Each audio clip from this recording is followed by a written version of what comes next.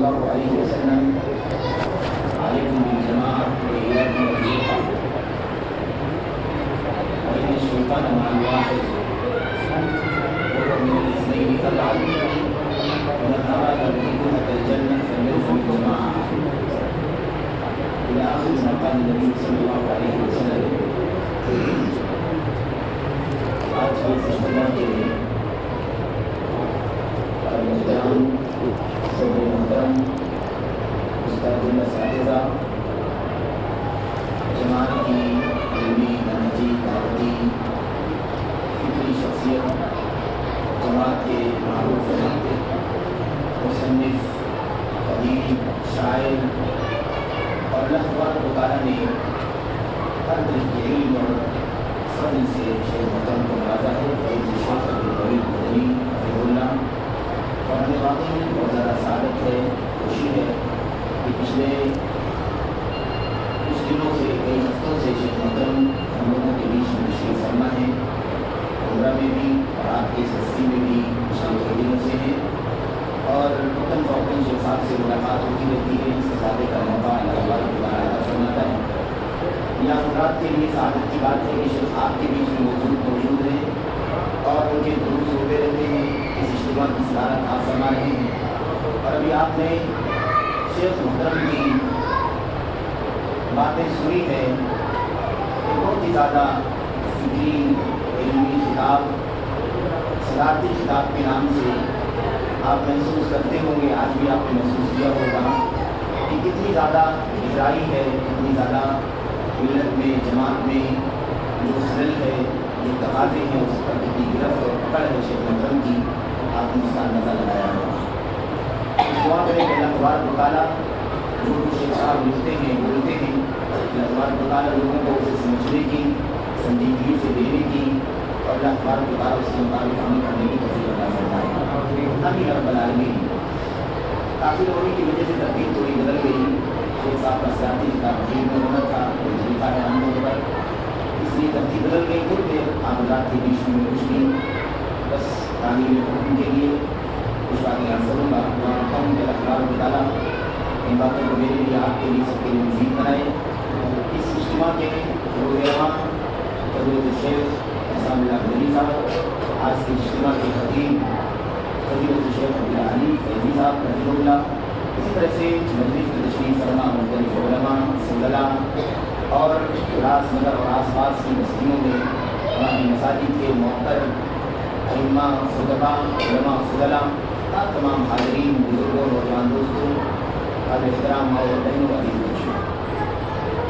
پورا جو آج کے اجتماع کا عنوان تھا وہ اجتماعیت پر تھا اور اجتماعیت کے مختلف گوشوں کے پر مختلف پہلوؤں پر گفتگو ہوئی. شیخ عبدالعلی اللہ کی تقریر سے ان کی کتاب سے محروم رہ گیا تاخیر کی وجہ سے، لیکن شیخ صاحب کی صدر محترم کی تقریر کو پورے طور پر سنا، اسے مستفید ہوا اور ہمیشہ الحمدللہ استفادہ کرتا رہتا ہوں.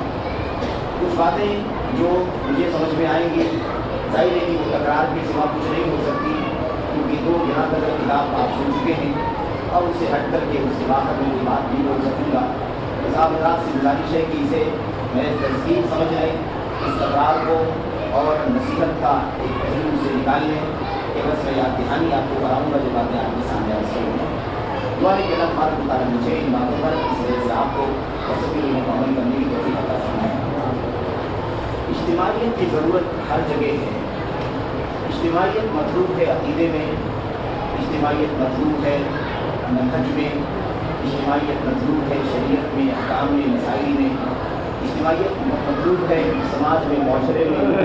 اسی طرح اجتماعیت مطلوب ہے دعوت میں، اصلاح میں، تربیت میں. ہر جگہ اجتماعیت مطلوب ہے. آخر کیوں ایسا ہے؟ اس کی وجہ یہ ہے کہ ہم جس دین کے شریعت کے ماننے والے ہیں اس کا ایک سرچشمہ ہے. اس کے کئی سوتے نہیں ہیں، اس کا سوتا ایک ہے، اس کا راستہ ایک ہے. اللہ تبارک و تعالیٰ کی توحید کے عقیدے پر ہم چلنے والے لوگ ہیں. اللہ کے نبی محمد صلی اللہ علیہ وسلم ساری انسانیت کے لیے تنہا مطلق مطاع ہیں، قابل اتباع ہیں، قابل اطاعت ہیں. آپ کے سوا دنیا میں کسی کی اتباع، کسی کی اطاعت مطلق طور پر واجب نہیں ہے. بس مطاع ایک ہے معبود ایک ہے، رب ایک ہے، ہمارا قبلہ و کعبہ ایک ہے، ہم ایک ہی ڈگر پر، ایک ہی ہادی اور طریقے پر چلنے والے لوگ ہیں، ایک ہی سنت اور سیرت ہمارے سامنے آئیڈیل ہے۔ تو جب ساری چیزیں ایک ہیں تو بھلا کسی بھی پہلو میں کیسے اجتماعیت نہیں ہو، وحدت کیوں نہ پائی جائے، اختلاف کیوں داخل ہو جائے، انتشار کیوں پیدا ہو جائے، کیوں بکھراؤ ہو جائے اور کیوں آپس میں کشاکش پیدا ہو جائے۔ اتنا سارا اختلاف عقیدے کا، اتنا سارا اختلاف منہج کا، اصول کا، اتنا سارا اختلاف دعوت میں، تربیت میں، اتنا سارا اختلاف میرے بھائیوں میں، بزرگوں سماج میں، رہن سہن میں، باہمی حقوق کے تعلقات میں جو دیکھنے میں آتا ہے، یہ حقیقت میں اس کی کوئی بھی گنجائش شریعت کے اندر نہیں ہے۔ ہر جگہ، ہر وقت، ہر پہلو پر اجتماعیت ہونی چاہیے، وحدت ہونی چاہیے، اتحاد ہونا چاہیے، اتفاق ہونا چاہیے۔ یہ اللہ تبارک و تعالیٰ کے دین کا تقاضا ہے، اسلام کے سرچشمہ قرآن کریم کا تقاضا ہے، اللہ کے نبی محمد رسول اللہ صلی اللہ علیہ وسلم کی سنت کا تقاضا ہے۔ قرآن کریم کی آیات میں اس بات کو جگہ جگہ بیان کیا گیا ہے اور بار بار بیان کیا گیا ہے، مختلف پیرائی میں بیان کیا گیا ہے، اور ان تمام تر وحدتوں کو، ان تمام تر اجتماعیت کے پہلوؤں کو نبی کریم صلی اللہ علیہ وسلم نے اپنی احادیث میں بھی جا بجا واضح کیا ہے اور امت کو سمجھایا ہے، تاکہ اس امت میں کہیں بھی تراڑ پیدا نہ ہونے پائے۔ یہ امت ایک ہی عقیدے پر چلتی رہے، عقیدے میں کوئی اختلاف نہ رہے، یہ امت ایک ہی اصول اور ایک ہی منہج پر چلے، ان کے منہج میں اصول میں اختلاف نہ ہو۔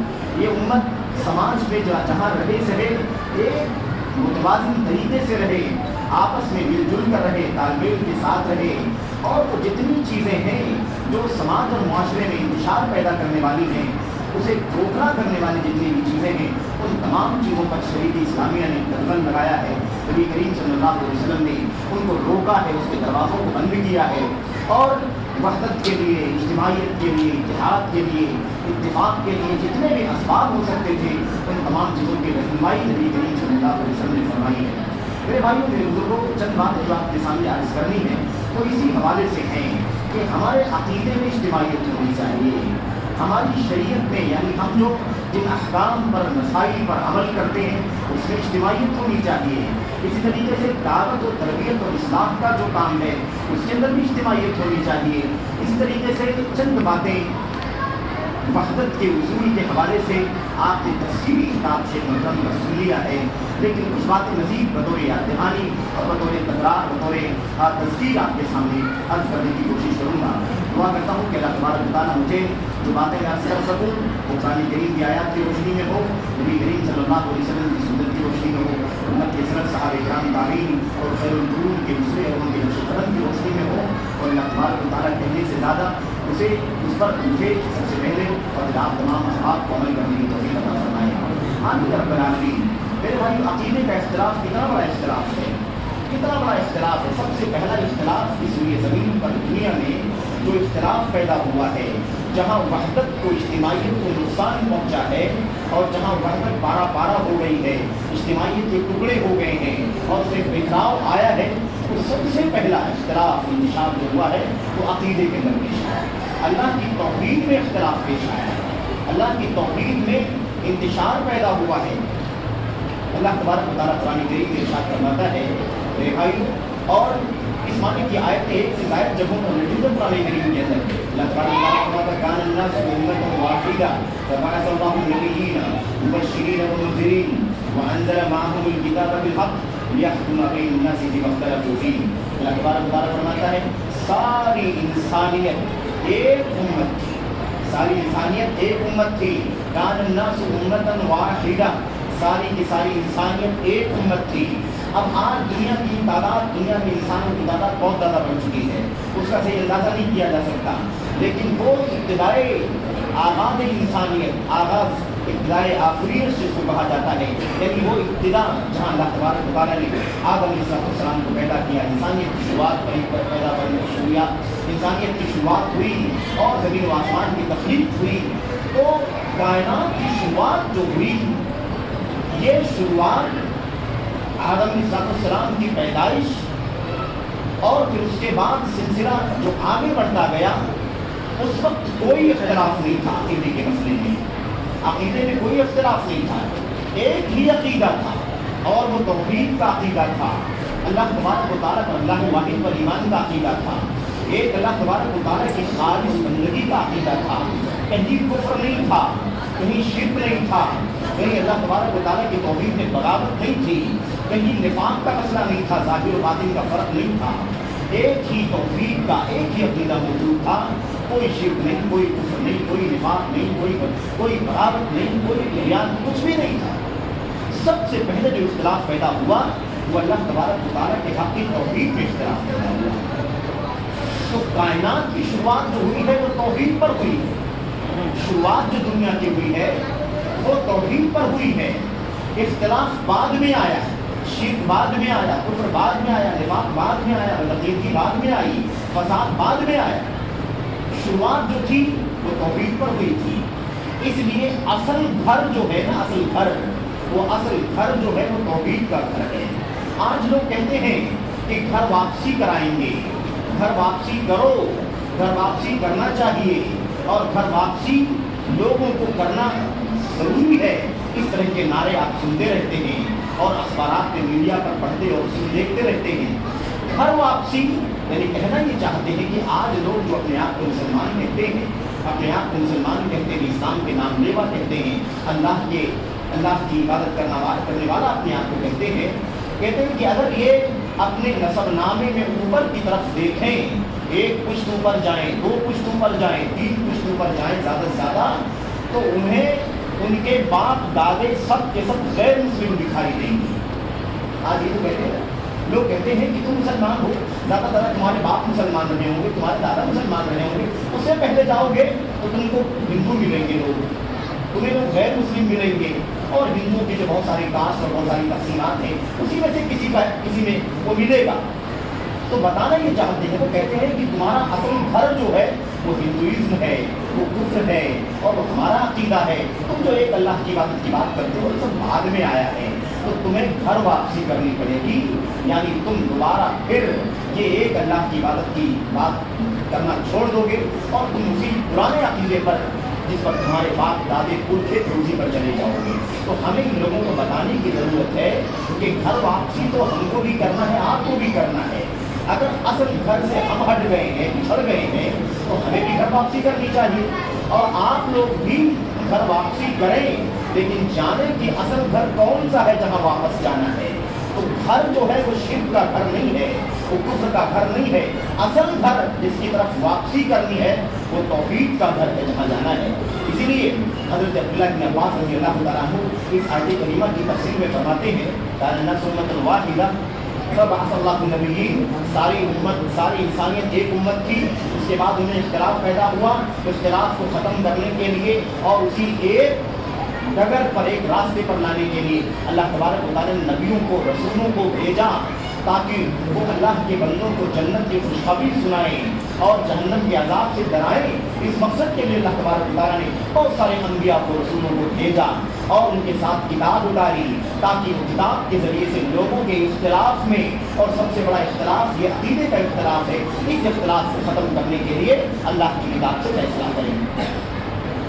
اس کی تفسیر میں ابن عباس رضی اللہ تعالیٰ عنہ فرماتے ہیں، جیسے کہ حافظ ابن کثیر رحمۃ اللہ علیہ نے اور دیگر مفسرین نے لکھا ہے اپنی کتابوں کے اندر، کہتے ہیں کان بین آدم و نوح عشرۃ قرون، آدم اور نوح علیہ السلام کے درمیان 10 صدیاں ہیں، 1000 سال کا فاصلہ ہے۔ کلہم علی شریعۃ من الحق یا کلہم علی الاسلام، اس 10 صدیوں میں آدم اور نوح علیہ السلام کے بیچ میں 10 صدیاں ہیں، یعنی 1000 سال کا فاصلہ ہے۔ اس 1000 سال کے پیریڈ میں ساری انسانیت اسلام پر قائم تھی۔ اسلام کا ایک عمومی معنی ہے، عمومی استعمال ہے اور ایک خصوصی استعمال ہے۔ خصوصی استعمال ہمارے اور آپ کے آخری نبی محمد رسول اللہ صلی اللہ علیہ وسلم پر اترے قرآن اور آپ کی سنت پر بولا جاتا ہے اسلام، اور ایک عام اطلاق ہے اسلام یعنی اللہ تبارک و تعالیٰ کی تابعداری، اللہ تبارک و تعالیٰ کے حکم سب جھکا لینا، جو آدم علیہ السلام سے لے کر سارے نبیوں کا عقیدہ رہا ہے۔ تو سارے کے سارے لوگ اس 1000 سال تک اللہ تبارک و تعالیٰ کی توحید پر قائم تھے، حق شریعت پر تھے، اسلام پر قائم تھے، کوئی اختلاف نہیں تھا۔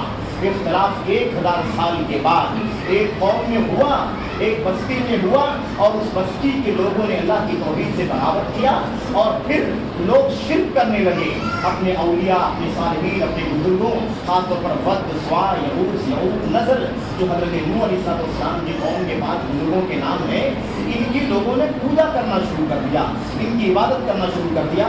سب سے پہلے جس بستی میں شرک ہوا انہی 5 بزرگوں کی شان میں غلو کرنے کی وجہ سے ہوا، اور اسی بستی میں حضرت نوح علیہ السلام کو اللہ تبارک و تعالیٰ نے سب سے پہلا نبی اور رسول بنا کر کے بھیجا، تاکہ سب سے پہلا جو عقیدے کا اختلاف، ایمان کا اختلاف، توحید کا اختلاف دنیا میں پیدا ہوا ہے، اس اختلاف کا خاتمہ کریں حضرت نوح علیہ السلام اس قوم میں جا کر۔ ہم لوگ کہتے ہیں نوح علیہ السلام کی قوم میں سب سے پہلے شرک ہوا، اس کا مطلب یہ نہیں تھا کہ نوح علیہ السلام نبی بنا کر کے بھیجے گئے تھے، قوم میں رہ رہے تھے اور ان کے رہتے ہی قوم کے لوگوں نے شرک کرنا شروع کر دیا۔ نہیں، جس قوم میں شرک کرنا شروع کیا لوگوں نے، اس قوم کے لوگوں کی اصلاح کرنے کے لیے حضرت نوح علیہ السلام کو اللہ تبارک و تعالیٰ نے پہلا رسول بنا کر کے بھیجا۔ تو آپ دیکھیے کہ اس دنیا کی شروعات توحید پر ہوئی ہے، اس دنیا کی شروعات توحید پر ہوئی ہے، اختلاف نہیں تھا، اختلاف بعد میں آیا ہے۔ اس لیے ہمیں چاہیے کہ یہ اختلاف بعد کا ہے، یہ شرک کا، یہ کفر کا، یہ نفاق کا، یہ بدزندگی کا فساد جو بھی آیا ہوا ہے، ان سب کو ختم کرنے کی ضرورت ہے۔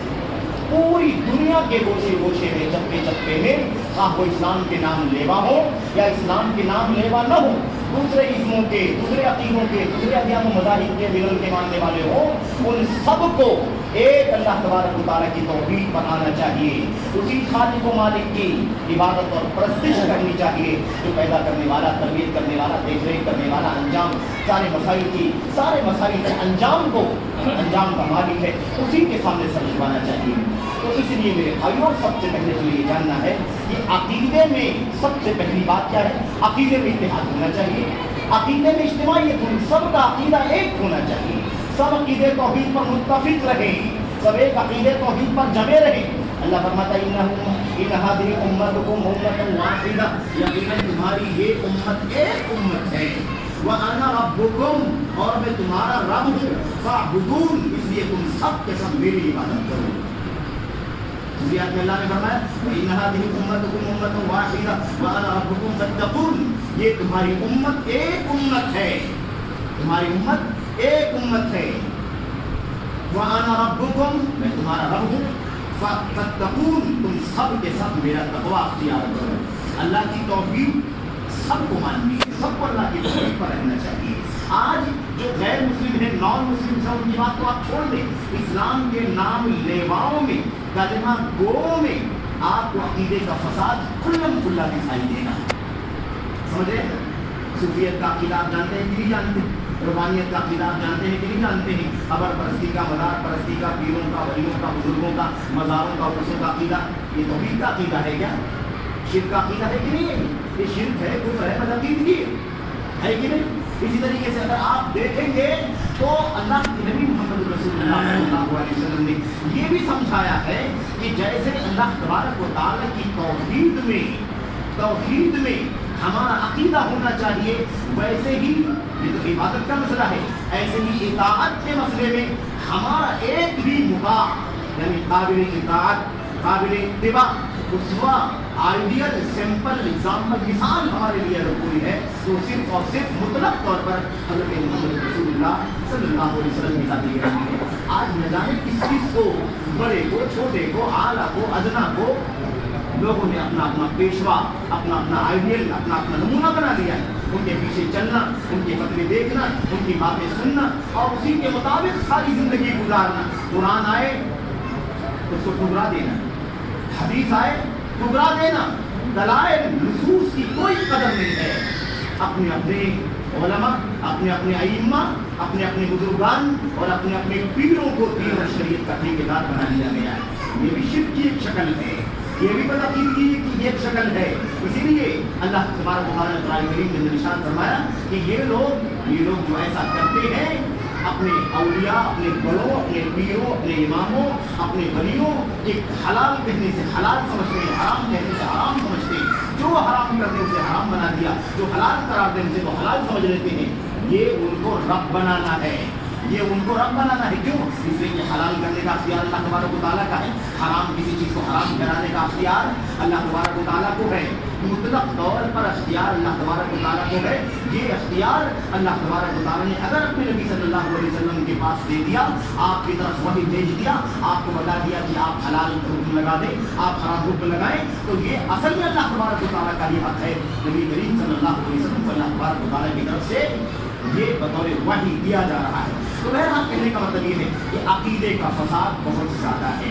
عقیدے میں وحدت ہونی چاہیے، عقیدے کے اندر اتحاد ہونا چاہیے، اجتماعیت ہونی چاہیے. یہ مسئلہ بہت پیچیدہ ہے میرے بھائی. اب یہ تو ہم سنتے اور جانتے رہتے ہیں کہ اسلام کے نام لیواؤں کے یہاں عقیدے کا فساد. اگر آپ بہت موٹے طور پر اس بات کو اور مزید جاننا چاہیں تو آپ سمجھ سکتے ہیں کہ اسلام کا کلمہ، اللہ کی توحید کا اور نبی کریم صلی اللہ علیہ وسلم کی رسالت کی اقرار کا جو کلمہ ہے، لا الہ الا اللہ محمد رسول اللہ، یا اشہد ان لا الہ الا اللہ و اشہد ان محمد رسول اللہ، اس کلمے کے معنی میں بھی آج تک لوگوں کے یہاں فساد موجود ہے. آپ شاید چونک جائیں یا ہمارے بہت سارے بھائی چونک جائیں کہ آج بھی مسلمان اسلام کا نام لیوا مسجدوں میں حاضر ہونے والے، نمازیں پڑھنے والے، قرآن کی تلاوت کرنے والے بھی لا الہ الا اللہ کے معنی میں غلطی کرتے ہیں، اور لا الہ الا اللہ کے معنی کو آج بھی بہت سارے لوگ صحیح طور پر نہیں جانتے ہیں. اور اس بارے میں بہت ساری باتیں امت کے علماء نے لکھی ہیں، اور وہ ساری چیزیں زمینی حقائق کی روشنی میں لکھی ہیں. کوئی کوئی پہلے نہیں بجھایا، کوئی نظریاتی چیز نہیں بیان فرمائی ہے، وہ زمین پر گراؤنڈ پر موجود ہے. ایسے لوگ موجود ہیں کہ آج بھی لا الہ الا اللہ کا معنی یا اشہد ان لا الہ الا اللہ کا معنی صحیح طور پر لوگ نہیں جانتے ہیں یا صحیح طور پر اس پر عمل نہیں کرتے. اللہ تبارک و تعالیٰ کی کلمے کا معنی کیا ہے؟ عبادت کے مسئلے میں رہنمائی کرنا ہے کہ عبادت کا سچا اگر کوئی حقدار ہے تو وہ صرف اور صرف اللہ تبارک و تعالیٰ کی ذات ہے کہ نہیں؟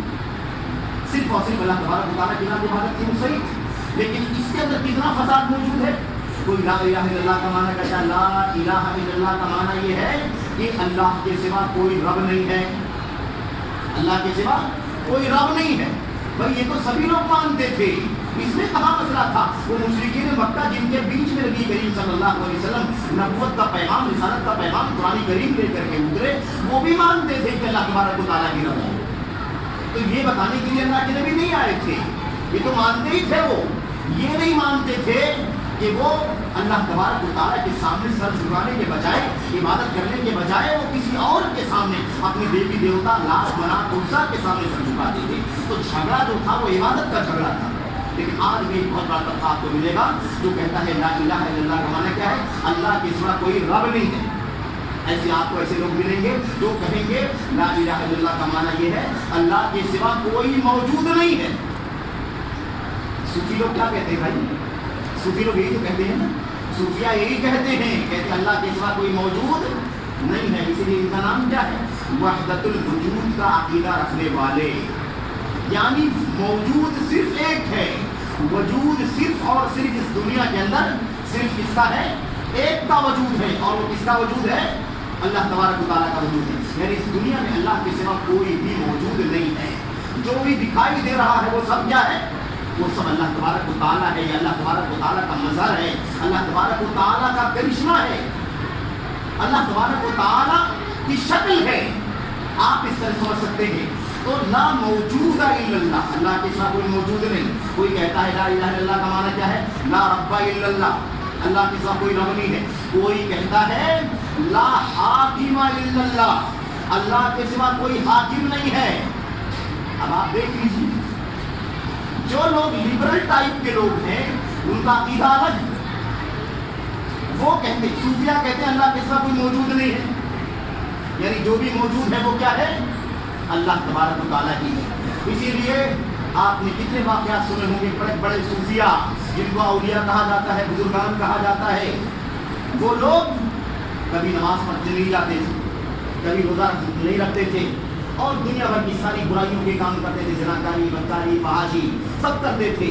اس طرح کا ان کا رویہ تھا. اور اگر ان سے کوئی سوچ پوچھ لے کہ بھائی ان کے بارے میں کوئی پوچھنے کے لیے لوگ نماز کیوں نہیں پڑھتے، تو کیا کہتے تھے؟ کوئی نماز ہمارے ان کے اوپر نہیں ہے، یہ تو اللہ تبارک و تعالیٰ کا مظہر ہے، اللہ تبارک و تعالیٰ کا مظہر ہے. یعنی اللہ کی عبادت کرنا یہ ان کے یہاں شرک تھا، یہ ان کا عقیدہ تھا.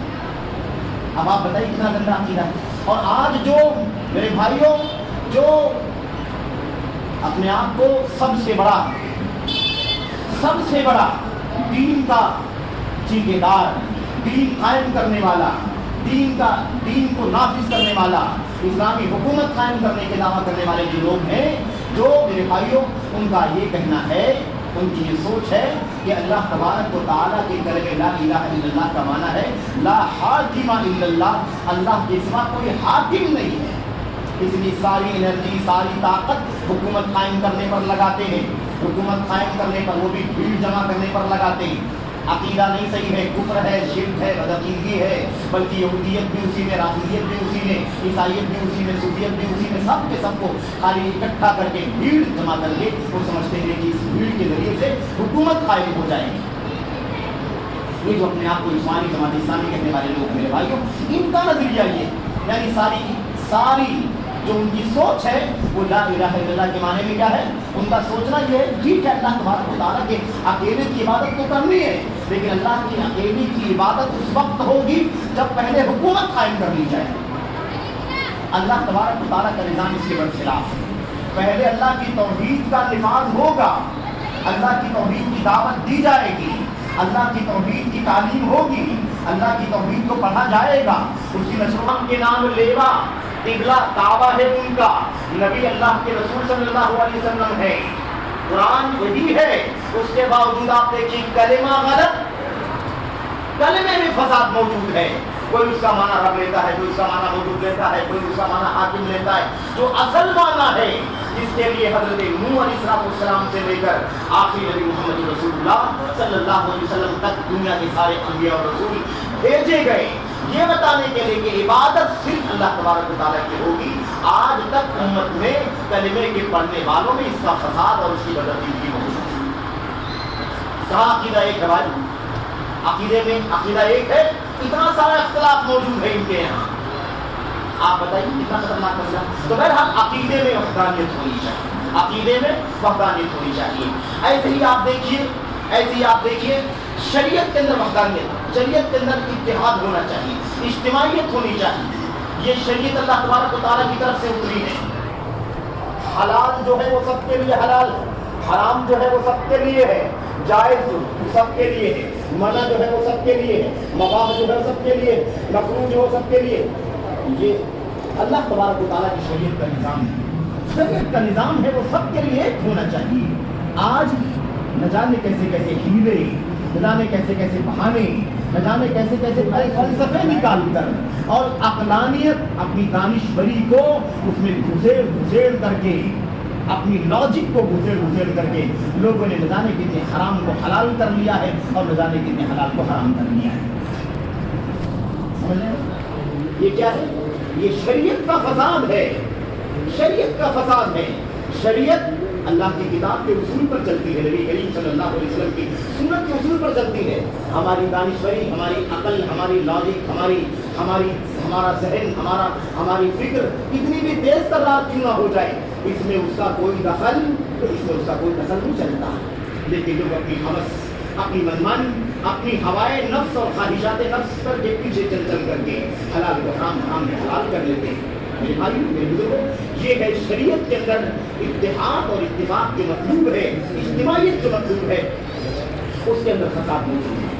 آپ اللہ کے کلام کی آیات کو دیکھیں، نبی کریم صلی اللہ علیہ وسلم کی حدیث کو دیکھیں، آپ کو اللہ کی شریعت میں کوئی فرق دکھائی نہیں دے گا. اللہ تبارک و تعالیٰ فرماتا ہے لِكُلٍّ جَعَلْنَا مِنْكُمْ شِرْعَةً وَمِنْهَاجًا، ہم نے تم میں سے ہر ایک کے لیے ایک شریعت بنائی ہے اور ایک صاف ستھرا راستہ بنایا ہے، ایک اصول بنایا ہے، ایک ڈگر بنائی ہے تمہارے لیے واضح روشن. اور ایک شریعت یہی ہے جو حلال حرام، جائز ناجائز، میرے بھائی، نکاح، طلاق، شادی بیاہ، کاروبار، لین دین، اور اس سے پہلے नमाज, रोज़ा, हज, ज़कात, ज़कात, खैरात, ये सारे मसाइल, ये जो अहकाम है, मसाइल है, जायज़ नाजायज़, हराम हलाल बताया गया है, इसी को शरीयत कहा जाता है। ये क्या है?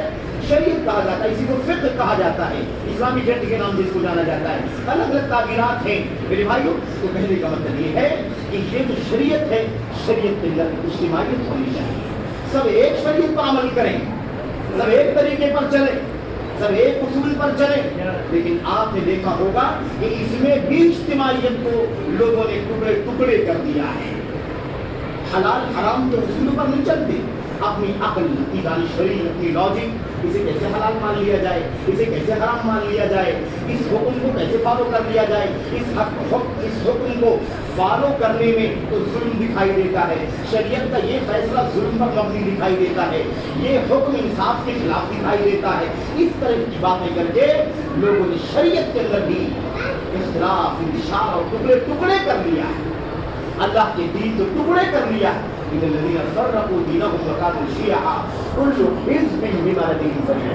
अल्लाह तबारक व तआला फरमाता है, जिन लोगों ने अपने दीन को टुकड़े टुकड़े कर लिया, अपने दीन को बांट लिया, उसे टुकड़े टुकड़ों में बांट लिया, वकाम शियअन, और खुद फिरकों में, टोलियों में, गिरोहों में बट गए। अल्लाह फरमाता है, ऐसे लोगों से आपका कोई ताल्लुक नहीं, ऐसे लोगों से आपका कोई ताल्लुक नहीं। तो इज्तिमाइयत शरीयत के अंदर भी है, अकीदा भी एक होना चाहिए, शरीयत भी एक होना चाहिए, और सबको उसी अकीदे पर, उसी शरीयत के मुताबिक अमल करना चाहिए। ये इज्तिमाइयत का सबसे बड़ा तकाज़ा है, तब जाकर के इज्तिमाइयत हो सकती है, वरना महज ढिंढोरा पीटना, प्रोपेगेंडा करना, नारे लगाना और महज ज़बानी जमा खर्च करने से कभी भी इज्तिमाइयत पैदा नहीं हो सकती है। नारे आपने बहुत देखे होंगे, और नारे भी, उन नारों से भी पता चलता है कि उसूल इनका क्या है, तरीका इनका क्या है। आपने सुना होगा, देखा होगा, इश्तिहारात में भी देखा होगा, और पोस्टर्स वगैरह पर भी आपने देखा होगा, लोग लिखते हैं, आओ आओ, सारी दुनिया हमारे खिलाफ हो रही है, लोग हमारे दुश्मन हो रहे हैं, इस्लाम के खिलाफ अदावत और दुश्मनी का माहौल बनाया जा रहा है। आओ हम सब अकीदे और मनहज से बाला तर होकर, अकीदे से, मजहब से बाला तर होकर हम सब इकट्ठा हो जाएं। तो अगर ऐसे ही इज्तिमाइयत मतलूब है तो फिर करना कहाँ है? अपने अपने अकीदे पर तो लोग है ही है मेरे भाइयों।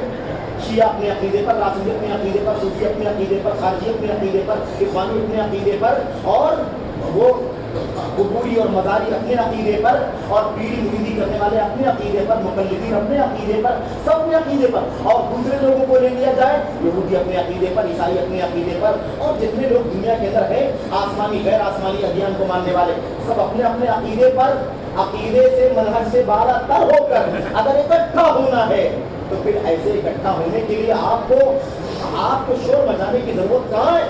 सब तो अपने अपने अकीदे पर है, अपने अकीदे पर रह करके सारे लोग तो मौजूद ही हैं। ये अकीदा ऐसे इत्तेहाद नहीं हो सकता है, ये झूठ है, ये फसाद है। तो इज्तिमाइयत अकीदे के अंदर सबसे पहले जरूरी है, इज्तिमाइयत शरीयत के अंदर सबसे पहले जरूरी है। इसके बगैर कभी भी इज्तिमाइयत नहीं हो सकती है। इसीलिए अब इसी के बाद आप देखेंगे कि अकीदा मिल गया, शरीयत मिल गई, अब उसके बाद इस पर अमल करना है। अमल करने के बाद लोगों तक ये पैगाम अल्लाह तबारक व तआला का पहुंचाना है, सही अकीदे की नशर व इशाअत करनी है, तौहीद बतलाना है, शिर्क से डराना है, सुन्नत की तालीम देनी है, बिदअत से आगाह करना है। ये सारी हमारी और आपकी जिम्मेदारी है, उम्मत के उलमा की, उम्मत के मुखलिसीन की, मुस्लिमीन की जिम्मेदारी है। ये अंबिया का सिलसिला बंद हो चुका है। आखिर नबी मोहम्मद रसूलुल्लाह सल्लल्लाहु अलैहि वसल्लम के वारिसीन, जो सच्चे वारिसीन हैं, सही मानों में वारिसीन हैं, उनके सर पर ये जिम्मेदारी आई है कि अब वो उन्हीं उसूलों पर इकट्ठे रहकर, उन्हीं उसूलों पर जमकर, उन्हीं उसूलों पर कायम रहकर, जो उसूल अल्लाह के नबी मोहम्मद रसूलुल्लाह सल्लल्लाहु अलैहि वसल्लम ने अपने सहाबा को बतलाया, अपनी उम्मत को बतलाया, उसी पर चल करके ये लोग दावत का काम करें, तरबियत का काम करें, इस्लाह का काम करें, अम्र बिल मारूफ का काम करें, नही अनिल मुनकर का काम करें। ये भी इज्तिमाइयत चाहता है, और ये इज्तिमाइयत उसी वक्त मुमकिन है जब अकीदे में इज्तिमाइयत मौजूद हो, मनहज में इज्तिमाइयत मौजूद हो, उसूल एक हो, मनहज एक हो, रास्ता एक हो, शरीयत एक हो। जिस फैकल्टी का, ایکسپرٹ ہے، آنکھ والے علاج آنکھ کے اسپیشلسٹ کریں گے، اس میں اجتماعیت رہے گی۔ ہارٹ والا کام ہارٹ والے کریں گے، اجتماعیت رہے گی۔ وہ والا اس میں گھسے گا، اجتماعیت رہے گی، فساد پیدا ہوگا۔ وہ اس میں گھسے گا، فساد پیدا ہوگا۔ ایسے ہی معاملہ ہے میرے بھائیوں، انجینئر سی اپنا کام کرے، ڈاکٹر ہی اپنا کام کرے، اور یہ لوگ کرتے ہیں۔ آپ نے دیکھا ہوگا اگر کوئی فرضی ڈگری لے کر کے اگر کوئی دواخانہ کھولتا ہے، ڈاکٹرز کی یونین ہے، اس کے خلاف کمپلینٹ ہوتا ہے اور اس کے خلاف چھاپہ ماری ہوتی ہے اور اس کے خلاف دنیا بھر کے کیس چلتے ہیں، اسے جیل میں ڈالا جاتا ہے۔ لیکن یہ علم کا کام، توحید کی دعوت، سنت کی دعوت، اتنا نازک مسئلہ جس پر جنت اور جہنم کا فیصلہ ڈیپینڈ کرتا ہے، اس مسئلے میں ہر اہلا غیرہ نظر خیرہ داخل ہوتا ہے، اپنے دین کام کے ذریعے، اپنی ڈگری کے ذریعے اور اپنے ایکٹنگ کے ذریعے سے، اپنی بات چیت کرنے کی بھی اسٹائل ہوتی ہے، تو ڈائلاگ ہوتا ہے، اس کے ذریعے سے عوام کو کھینچتا ہے، میڈیا کا پاور استعمال کرتا ہے، ان سب کا استعمال کر کے وہ اس میں جمپ مار کر کے اپنے آپ کو پاپولر کرنے کی کوشش کرتا ہے۔ اب آپ بتائیے کتنے لوگ اس کی طرف چلے جائیں گے؟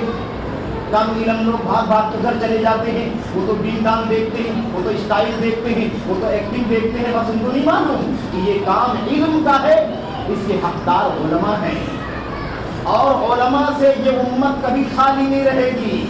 کون سے علماء؟ وہ بھی دنیا دار علماء نہیں، علماء سو نہیں، سچے علماء، سچے علماء، علماء حق سے کبھی بھی یہ امت خالی نہیں رہے گی۔ جب یہ امت خالی ہوگی تو قیامت کے قریب پہنچ چکے گی، اور پھر اس کے بعد قیامت کے آنے کا معاملہ بالکل قریب ہو جائے گا، کیونکہ جہلا باقی بچیں گے اور جہلا سے لوگ مسائل پوچھیں گے، وہ خود جاہل ہو کر گمراہ ہوں گے اور دوسروں کو بھی گمراہ کریں گے۔ لیکن افسوس یہ ہے کہ آج علماء موجود ہیں، دعات موجود ہیں، مصلحین موجود ہیں، اپنے اپنے فنون کے ماہرین اور ایکسپرٹ موجود ہیں، فقہاء موجود ہیں، حدیث کے ماہرین موجود ہیں، جرح و تعدیل کے علماء موجود ہیں، عقیدے اور منہج میں گہری بصیرت رکھنے والے لوگ موجود ہیں۔ اس کے باوجود اس اجتماعیت کو پارا پارا کرنے کی کوشش کی جا رہی ہے، اس کو بھی بکھراؤ کا شکار کر دیا جا رہا ہے۔ ایک بہت بڑا مسئلہ تو یہ جو آؤٹ سائڈرز ہیں تو اس میں آتے ہیں اور ہم لوگ بھاگ بھاگ کر کے ان کی طرف جاتے ہیں، یہ ہم دعوت و تربیت کی اجتماعیت کو ٹکڑے کرنے پر لگی ہوئی ہے اور اس کی برکتوں کو تباہ کرنے پر لگی ہوئی ہے، اس کے رزلٹ کو برباد کرنے پر لگی ہوئی ہے۔ اسی لیے نتیجہ دکھائی نہیں دیتا ہے۔ آدھا ادھر بھاگتے ہیں، آدھا اس اسٹائل پر جاتے ہیں، آدھا اس کے ایکشن پر جاتے ہیں، آدھا اس کی لاجک پر جاتے ہیں، آدھا اس کی عقلانیت پر چلے جاتے ہیں۔ ایسے پوری امت کا بیڑا دعوت اور تربیت کے اندر بھی میرے بھائیوں غرق ہو رہا ہے۔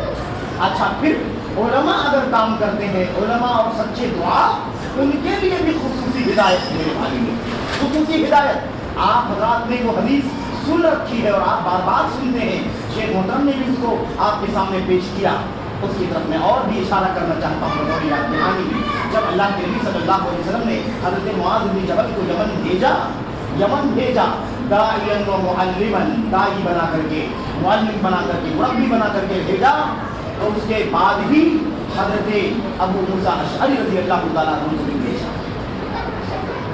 آپ دیکھیے نظام دعوت کا کیسے چلتا ہے، دعوت اور تربیت میں اجتماعیت کیسے رہے گی اور ہونی چاہیے، مطلوب ہے۔ اور جب تک دعوت و تربیت میں اجتماعیت نہیں رہے گی تب تک دعوت و تربیت کا وہ ثمرہ اور وہ نتیجہ جو ہونا چاہیے وہ ہم کو آپ کو دکھائی نہیں دے گا۔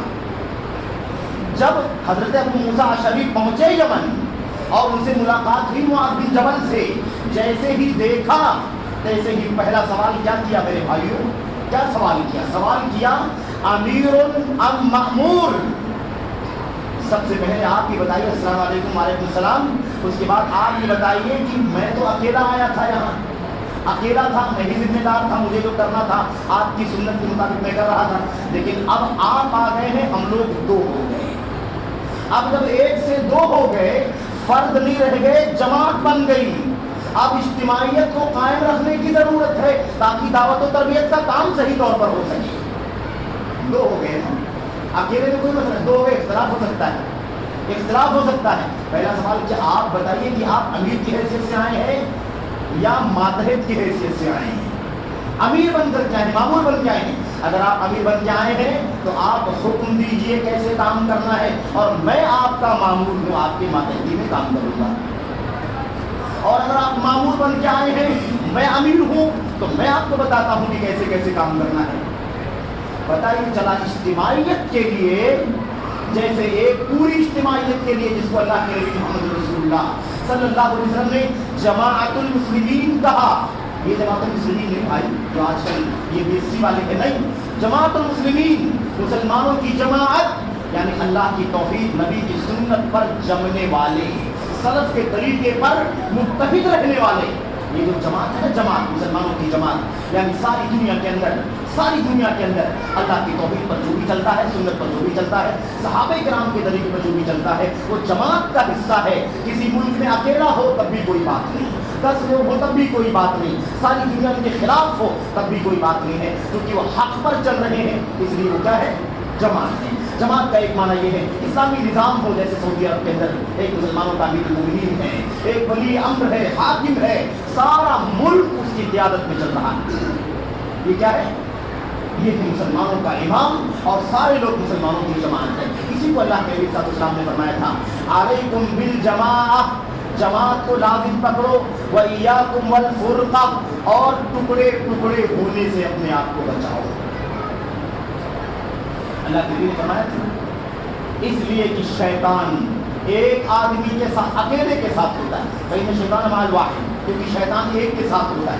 اگر آدمی الگ تھلگ اکیلا 1.5 انچ کی مسجد بنا لے، اپنا طریقہ الگ بنا لے، اپنی فکر الگ بنا لے، الگ تھلگ ہو جائے، علماء سے جھگڑا ہو جائے، علماء کی کوئی بات پسند نہ آ جائے، نہ آئے، الگ ہو جائے، میں نہیں جاؤں گا ان کے درس میں، میں نہیں ان سے مسئلہ پوچھوں گا، میں ان کے پاس نہیں بیٹھوں گا، الگ تھلگ ہو جائے، جا کر کے گھر بندی کرنا شروع کر دے، 2 4 6 لوگوں کو اپنے فیور میں کر کے 1.5 انچ کی مسجد بنا دے، اپنا الگ نظام قائم کر لے۔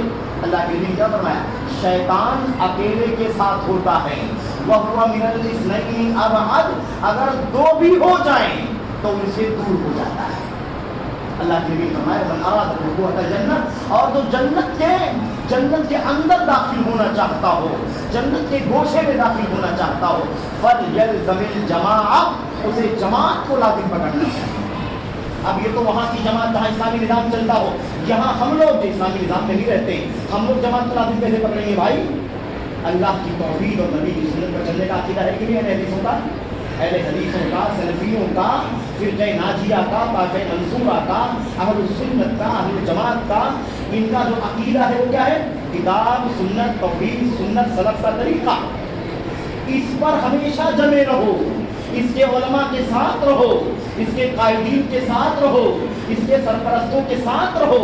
کبھی کوئی بات اگر نہ بھی سمجھ میں آئے، کبھی کوئی اگر اختلاف بھی لگے، کوئی بات اگر آپ کی رائے اور اس کے مطابق نہ بھی لگے، تب بھی ان سے جڑ کے رہو۔ یہ ہے جماعت کو لازم پکڑنا۔ پھر میں آپ سے عرض یہ کر رہا تھا کہ اگر دعوت و تربیت کا کام ہمیں کرنا ہے تو اس میں بھی اجتماعیت کیا ہے؟ ضروری ہے، بغیر اجتماعیت کے اس کی بھی برکتیں ختم ہو جائیں۔ بات کا ختم کر رہا ہوں۔ اللہ کے نبی صلی اللہ علیہ وسلم سے نے ان کو نصیحت کر کے کیا بھیجا تھا؟ آپ نے فرمایا تھا، بشرا ولا تنفرا، بشرا ولا تنفرا، خوشخبری سناؤ، نفرت نہ دلاؤ، یسرا ولا تعسرا، آسانیاں پیدا کرو، مشکل پیدا مت کرو۔ آخر میں آپ نے کیا فرمایا تھا؟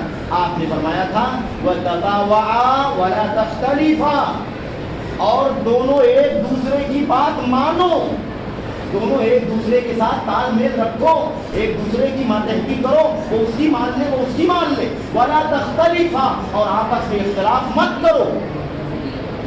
ایک علاقے میں 2 داعی تھے، 2 معلم تھے، 2 مربی تھے، آپ نے ان کو اجتماعیت کا سبق پڑھایا، اجتماعیت کا سبق سکھایا کہ تم 2 ہی ہو، یاد رکھنا دونوں میں اختلاف نہیں ہونا چاہیے، ورنہ 2 ہی میں اختلاف کر لو گے، وہ بولے گا نہیں ایسا کریں گے، وہ بولے گا نہیں ہم ایسا کریں گے، وہ اس کی نہیں مانے گا، وہ اس کی نہیں مانے گا۔ تو یاد رکھو، دعوت و تربیت کی اجتماعیت کا کیا ہو جائے گا؟